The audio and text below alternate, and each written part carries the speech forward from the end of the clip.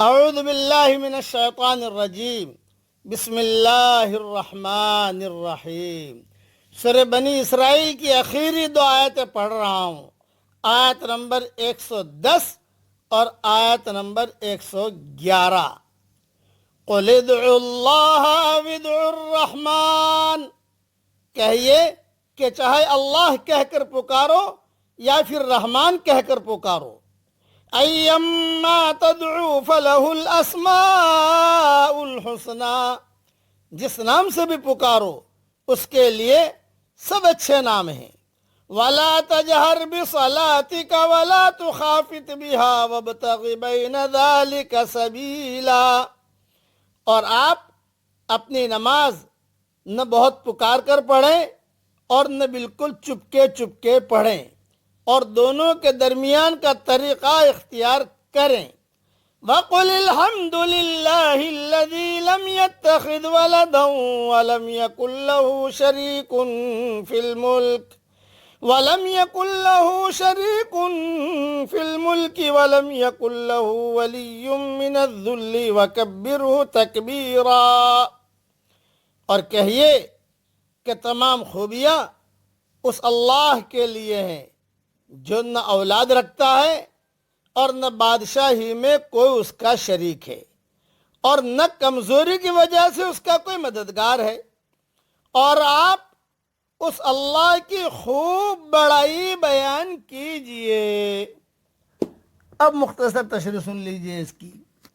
مشرکین مکہ کے لیے اللہ کا صفتی نام رحمان یا رحیم نامانوس تھا، اور بعض کتابوں میں یہ لکھا ہے کہ بعض مشرکین نے حضور صلی اللہ علیہ وسلم کی زبان مبارک سے یا رحمان یا رحیم کے الفاظ سنے تو کہا کہ ہمیں تو آپ یہ کہتے ہیں کہ صرف ایک اللہ کو پکارو، اور خود دو دو معبودوں کو پکار رہے ہو، جس پر یہ آیت نازل ہوئی۔ ابن کثیر میں یہ مضمون ہے۔ آیت نمبر 110 کا شان نزول میں بیان کر رہا ہوں۔ اس کے شان نزول میں عبداللہ ابن عباس رضی اللہ تعالیٰ عنہ فرماتے ہیں کہ مکہ میں رسول اللہ صلی اللہ علیہ وسلم چھپ کر رہتے تھے۔ جب اپنے ساتھیوں کو نماز پڑھاتے تو آواز قدر بلند فرما لیتے۔ بے ایمان قرآن سن کر قرآن کو اور اللہ کو برا بھلا کہتے تو اللہ تعالیٰ نے فرمایا اپنی آواز کو اتنا اونچا نہ کرو کہ بے ایمان قرآن سن کر قرآن کو برا بھلا کہیں، اور نہ آواز اتنی پست کرو کہ صحابہ کرام بھی نہ سن سکیں۔ یہ حدیث صحیح بخاری شریف میں ہے۔ خود حضور صلی اللہ علیہ وسلم کا واقعہ ہے کہ ایک رات حضرت محمد صلی اللہ علیہ وسلم کا گزر حضرت ابوبکر صدیق رضی اللہ تعالیٰ عنہ کی طرف سے ہوا تو دیکھا کہ وہ پست آواز سے نماز پڑھ رہے ہیں۔ پھر حضرت عمر کو بھی دیکھنے کا اتفاق ہوا، وہ اونچی آواز سے نماز پڑھ رہے تھے۔ آپ صلی اللہ علیہ وسلم نے دونوں سے پوچھا تو صدیق اکبر نے فرمایا کہ حضرت میں جس سے مصروف مناجات تھا، جس اللہ کو پکار رہا تھا، وہ میری آواز سن رہا تھا۔ حضرت عمر نے جواب دیا کہ حضرت میں زور سے اس لیے پڑھ رہا تھا کہ میرا مقصد سوتوں کو جگانا تھا اور شیطان کو بھگانا تھا۔ تو آپ صلی اللہ علیہ وسلم نے صدیق اکبر سے فرمایا اپنی آواز قدر بلند کرو، اور حضرت عمر سے کہا اپنی آواز کچھ پست رکھو۔ مشکات میں یہ حدیث ہے، باب صلاۃ اللیل بحوالہ ابو داؤد اور ترمذی۔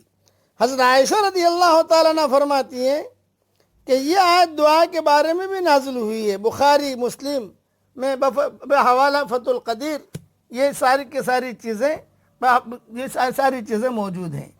اب کچھ نصیحت کی باتیں کہہ رہا ہوں، یعنی بخاری مسلم میں بھی مضمون ہے جو حدیث جو ہے وہ، اور فتح القدیر میں بھی لکھا ہوا ہے۔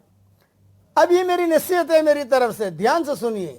جو لوگ سچائی کو گہرائی کے ساتھ پائے ہوئے نہیں ہوتے وہ ہمیشہ ظاہری چیزوں میں الجھے رہتے ہیں۔ کوئی کہتا ہے خدا کو اس لفظ سے پکارنا افضل ہے، کوئی کہتا ہے اس لفظ سے، کوئی کہتا ہے فلاں عبادتی فعل زور سے ادا کرنا چاہیے، کوئی کہتا ہے دھیرے سے ادا کرنا چاہیے۔ عرب میں بھی اس قسم کی بحثیں مختلف انداز سے جاری تھی۔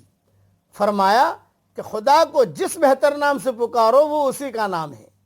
اسی طرح عبادت کے بارے میں فرمایا کہ خدا کی عبادت کی ادائیگی کا انحصار نہ زور سے بولنے پر ہے اور نہ دھیرے بولنے پر ہے۔ تم عبادت کی اصل روح اپنے اندر پیدا کرو۔ ہمیں عبادت کی اصل روح اپنے اندر پیدا کرنی چاہیے اور اس کی ادائیگی میں اعتدال سے کام لینا چاہیے۔ عبادت کی روح یہ ہے کہ اللہ کی بڑائی کا کامل احساس آدمی کے اندر پیدا ہو جائے، اللہ پر ایمان اس کے لیے ایسے کامل اور عظیم ہستی کی دریافت کا ہم معنی بن جائے جس کو کسی سے مدد لینے کی ضرورت نہ ہو، جس کا کوئی شریک اور برابر نہ ہو، جس پر کبھی کوئی ایسا حادثہ نہ گزرتا ہو جبکہ وہ کسی کی مدد کا محتاج ہو، اس کو کسی کی مدد کی ضرورت نہیں اللہ کو۔ یہ یافت جب لفظوں کی صورت میں ڈھل کر زبان سے نکلنے لگے گی تو اسی کا نام تکبیر ہے، وَكَبِّرْهُ تَكْبِيرًا۔ اور بعض آثار میں یہ لکھا ہے کہ جب بھی حضور صلی اللہ علیہ وسلم کے زمانے میں بچے جو ہے بولنا شروع کرتے تو یہ آیت نمبر 111 بنی اسرائیل کی ان بچوں کو سکھایا کرتے تھے۔ عمل الیوم واللیلہ میں بھی لکھا ہے، یہ حدیث ہے، اور میرا ریاض القرآن کا ترجمہ ہے 15 سطری، 7 سطری نہیں، 13 سطری نہیں، 16 سطری نہیں، 15 سطری والا جو حافظ قرآن ہے، اس آیت کے نیچے اس کا حوالہ بھی دیکھ لیجئے گا۔ اللہ تعالی ہم سب کو اللہ کی بڑائی ادا بولنے کی توفیق عطا فرمائے، آمین۔ وآخر دعوانا ان الحمدللہ رب العالمین۔